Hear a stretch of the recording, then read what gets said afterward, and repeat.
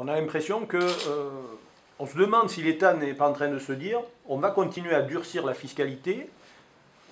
ça va tellement paralyser l'activité qu'il va y avoir une forte chute des prix et qu'après ça va redémarrer.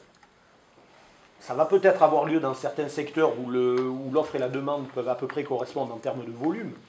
mais dans les Alpes-Maritimes, on ne voit absolument pas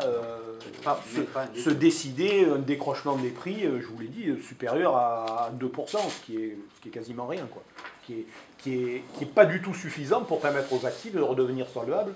en dehors d'une facilitation de l'accès au crédit. Et on navigue à vue dans un environnement global qui est très très morose, donc au niveau de l'activité elle-même des cabinets immobiliers, ce qu'on voit, c'est qu'ils se donnent maintenant,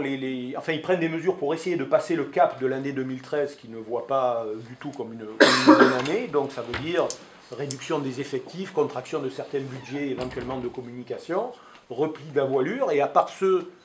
qui ont en plus de l'activité de transaction une activité d'administration de biens, donc gérance locative ou syndic,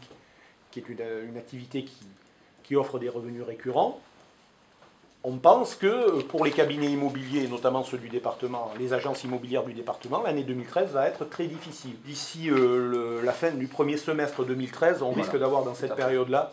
des cabinets arrivés en bout de trésorerie qui n'auront pas d'autre solution que de fermer. Vous avez à peu près entre 1700 et 1800 cabinets immobiliers et en pignon sur rue dans le département des Alpes-Maritimes.